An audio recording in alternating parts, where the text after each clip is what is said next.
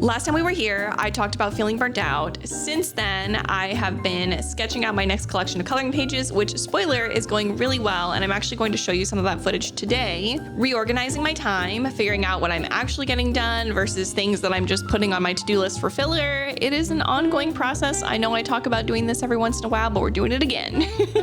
Reflecting on the art that I've made over the last 2 years and figuring out what it actually lends itself to, and trying to figure out what is it I want to do? Where do I want this art practice to go? The answer to that last one is, I don't know. But the thing is, I can work with that and we're gonna talk about it. But before we get into that, hi everyone. If you're new here, my name is Autumn. I am a 29-year-old digital artist and I draw lots of bright, colorful things like fish with stick legs and food with stick legs and plants with stick legs. You get the idea.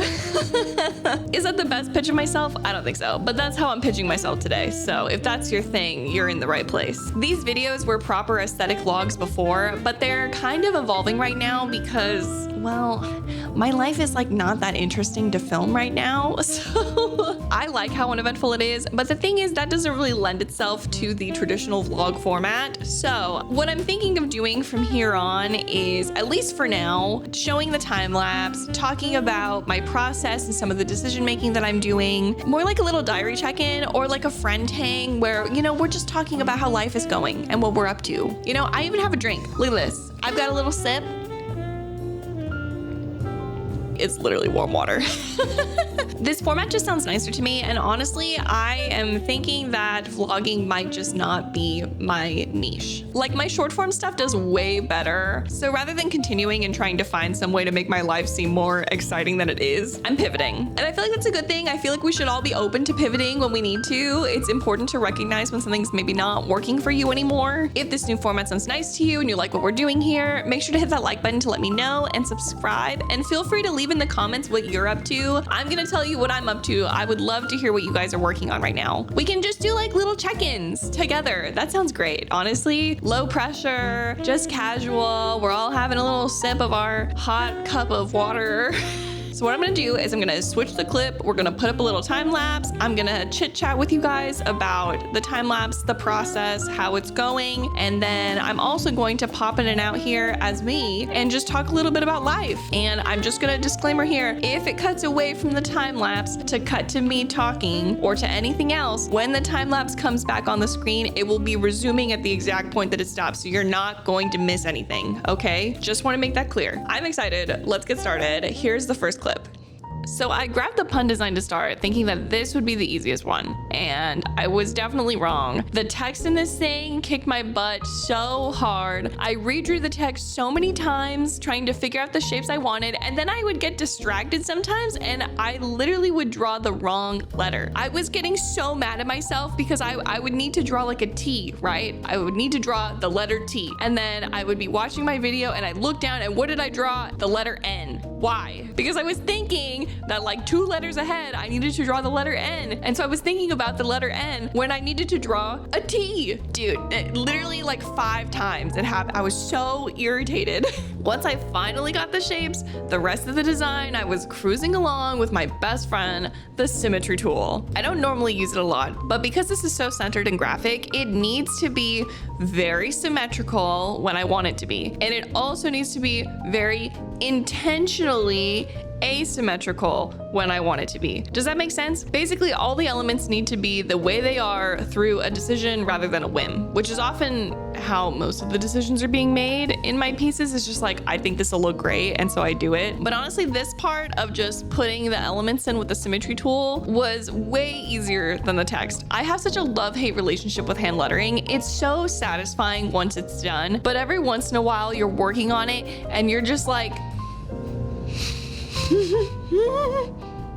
I know. And every once in a while you get to a problem with the text and you're like, I'm gonna pass out. I'm so stressed out. I'm gonna just fall to the floor right here and my dog is not gonna know what to do. Pivoting to life stuff. So yes, I've decided I'm not 100% sure where I want to take this art practice. Is this an entirely new revelation? Not really. I've been saying this since the beginning, but I feel like it's a little bit different this time because what's new is that I really sat myself down and was like, okay, what am I really working with here? And let me tell you, it is an important conversation to have with yourself, and it also really sucks because you have to look at your tool set and identify a couple of things. For example, I like doing this, I don't like doing this, and I am skilled at this and I am not skilled at this. And then you gotta sprinkle in some, which is the most important thing to think about. My work is cut out for this career direction. My work isn't cut out for this career direction. Basically just brutal self-honesty and introspection. Yeah, it hurts. For example, I love reading comics. I studied comics a lot in college, the history of them, how to make them. I spent classes just making comic projects, and I realized pretty quickly after I graduated that I really don't like drawing things in repetition. So I don't really like drawing the same character over and over and over again at different angles and having to make sure that it looks exactly right every single time. If that's your thing, I'm not gonna yuck your yum. But for me, I'm not good at that, which is unfortunate because I spent so much time thinking that I was gonna do comics when I was in college. I mean, I don't know, what are you gonna do? Literally, I think I would be a better screenwriter than a comic book artist because I would love writing the story, but I would hate putting pen to paper to bring it to life. Yeah. We're being really honest here. So I was staring at a list of income streams, looking at work I've currently got in my portfolio, and talking through how they fit or don't fit my work. And I also took into account things I've purposely left out of my portfolio too, because I also think that is an important thing to talk about with yourself of like, why is this not in my portfolio? Why do I not like looking at this? Why don't I want other people to see this and consider this in my main body of work? And basically I figured out what I think my main strengths are. There are 4 of them. Number 1 being color, obviously. Can you imagine if I didn't say color as the first one or just at all? Oh my God, literally my partner and I think most of my professors in college would be like looking at me like I have 2 heads if I didn't say that color is my strength. And I also feel like if I didn't say it, I'd be like, girl, you're a liar. Number 2, text. This is surprising, I know, because I just said that I have a love-hate relationship with hand lettering, but listen, all of my favorite recent pieces I've made include text. I just hadn't really given it much thought at all because I didn't like my typography course all that much in college. I think I was just too young and I didn't have the patience for it at the time because it can get really technical. And I feel like I have that now. But regardless of that, all of my recent stuff with text is great. It's like my favorite stuff. Number 3, variety. This is super straightforward. What I mean by this is just that I am super open to exploring lots of different themes. I know I like to draw food a lot, but I'm really into holiday stuff. I'm open to drawing like space and fish and plants, birds, different kinds of animals, all that kind of stuff. Maybe not cars. We hate cars here. That's the one thing. Planes, trains, and automobiles, no thank you. I'm sure I'll have to do it someday, but like for now, Some artists like only draw fantasy or they only draw sci-fi or just space or only animals, that kind of thing. I think I'm like pretty flexible, which is good. And the 4th thing is surface design. If you don't know what that is, how do I explain this? Some illustrators are really good at building like entire worlds full of characters and drawing it over and over again. I wanted to be one of these artists when I was growing up and when I was in college, which obviously is not really working for me anymore. At my age of 29, I just have accepted this about myself. And I look at my stuff now, and do you know what I think when I look at my stuff? I'm like, this is a t-shirt, and this is a greeting card. I think I make a lot of stuff that would look good on other stuff. That's like the most basic definition of what surface design is just creating things that would make other stuff look pretty. So where did all this self-reflection and research lead me? I have decided there are a couple things that I would like to do besides making the coloring pages. I'm still making the coloring pages, okay? But first, let's get into the next time lapse so you guys can see the second sketch. I was a bit worried about doing this 1 second because the fairies, if you've been here before, I'm not really into drawing any kind of human-like characters right now, but these are so stylized that I didn't feel the same internal pressure I've been getting a lot when I'm trying to be anatomically correct on a figure. Honestly, I think I'm like traumatized or something from all my figure drawing classes in college to the point where I can draw pretty people, but I just really hate doing it now. Hate is a strong word. I really dislike it. I don't know if I ever mentioned this, but once I got a critique in the middle of class. It was dead silent. Everyone was listening, where my professor said that I drew Arnold Schwarzenegger's arms on Lance Armstrong's legs, and I have never recovered. The bad thing is like, that's not even the worst critique I've ever got. There is one story, and I don't know if I'm ever going to talk about this online because it was so embarrassing that I am like scarred for life from this moment. Anyway, the fairies ended up turning out so cute, although I am debating about changing the hair on the one in the middle to something that's just a little more stylized and simple. It seems kind of busy. And I'm also thinking about simplifying the one near the bottom's hair too, but I like the overall shape of that one. I think there's just too many lines. I went hard on the details for both of those, and I think they're just pulling the eye a little bit too much. But otherwise, I decided to carry over the background shapes on the last piece with a few differences to help the pages feel more cohesive together as a set. Plus, it's just a fun little motif, and I think depending on how I render it in the line work, that it's gonna be a lot of fun to color. The shape of this design is so satisfying, and I think it's because it's a cone. And with the tapering at the bottom, it's almost like a diamond. So the heaviest part of the design is just sitting in the perfect spot. I have to stop. I feel like I'm starting to sound like a crazy person. I swear to you that it is just really great. The placement of the weight in the piece is really good. I'm popping back in again to talk a little bit more about the life stuff. What have I decided I'm gonna be doing? So there's a couple things that I wanna work on. The first two are easy. The third one is a little more complicated. First one, portfolio building. I want to play a little bit with surface design more and just lean a little bit more in that direction. I wanna learn how to make seamless patterns, see if I like doing that, play around and do some reading about type, and more importantly, figure out if I need to study a little bit more.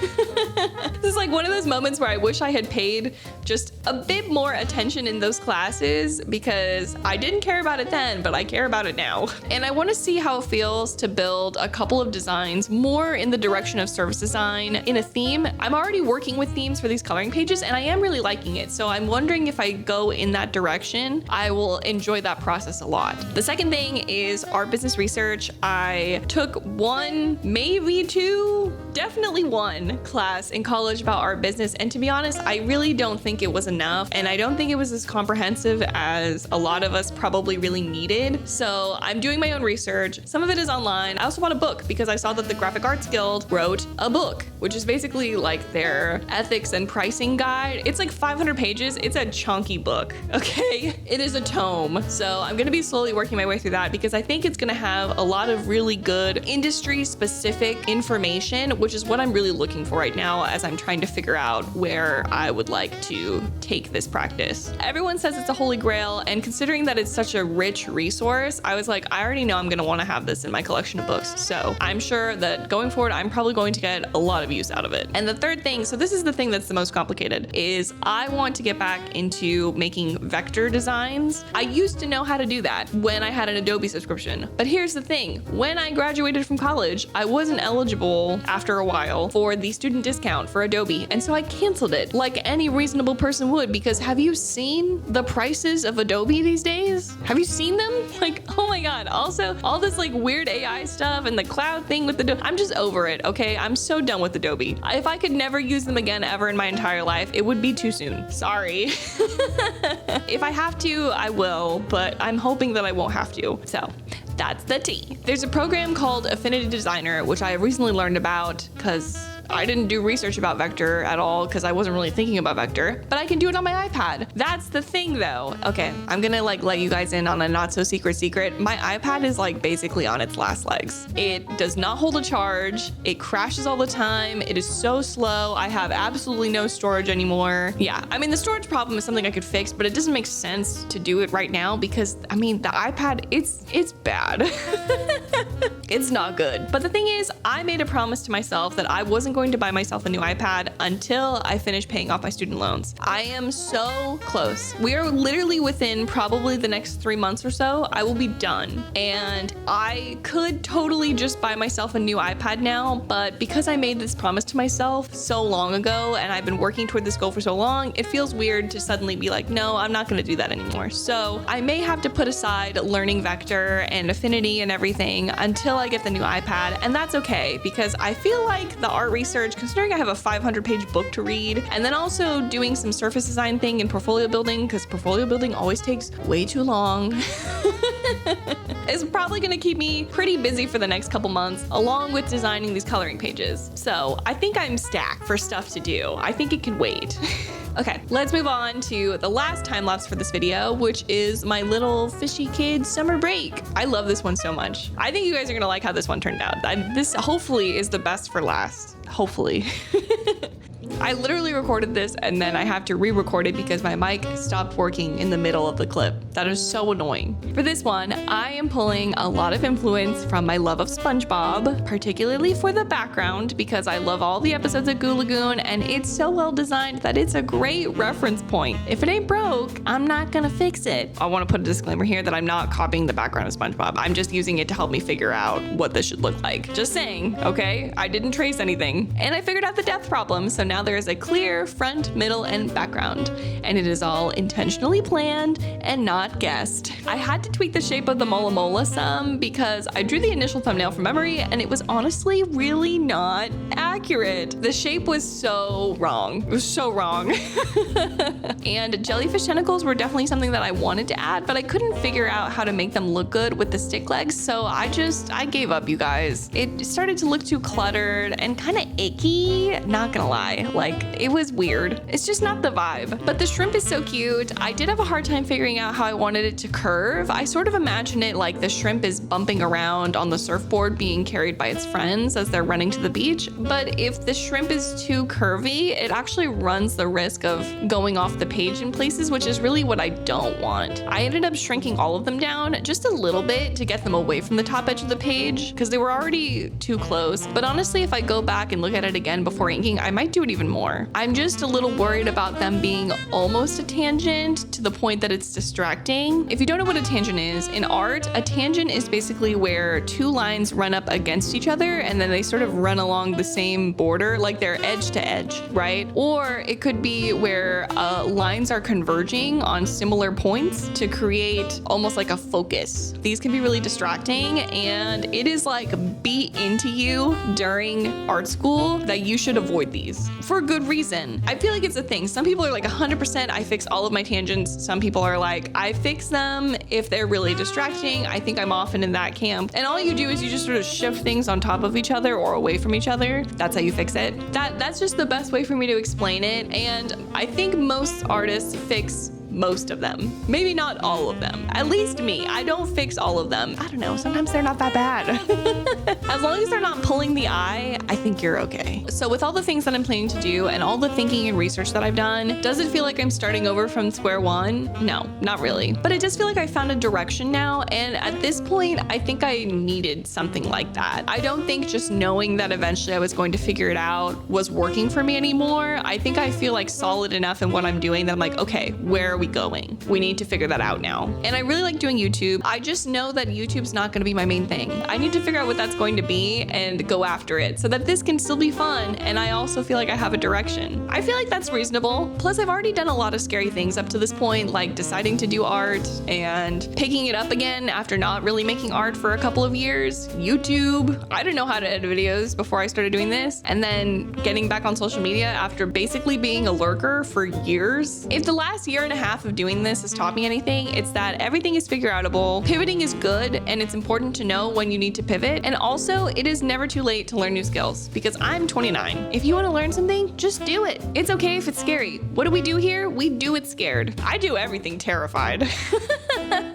It's worked out so far, so I think it'll work for you. So that's where my life is at lately. How are you? How's it going? Let me know in the comments. I hope you're thriving, but if you're not, I am manifesting that for you, and I know it's going to happen soon because let me tell you, all the worst points in my life always got better. You'll get there, I promise. Anyway, that's gonna be all for this week. I hope you all enjoyed the new-ish format. If you like this video, make sure to hit that like button to let me know. Leave a comment, let me know what you're up to, and subscribe so that you'll know when I post this next little art chat thing that we're doing now. I like it. I think it's a fun concept. I'm here every 2 weeks on Fridays at 4 p.m. Eastern. And if you're looking for some creative little thing to do in your free time, I have coloring pages. Yes, they are spring themed. There's 5 pages. They're on my Etsy shop. The link is going to be in the description of this video, or you can find it on my channel page. They come with a digital and printable format, and I included a coloring guide that I made myself in case you need a little bit of help picking colors. All right, that's it. I'm done. I will see you guys in 2 weeks.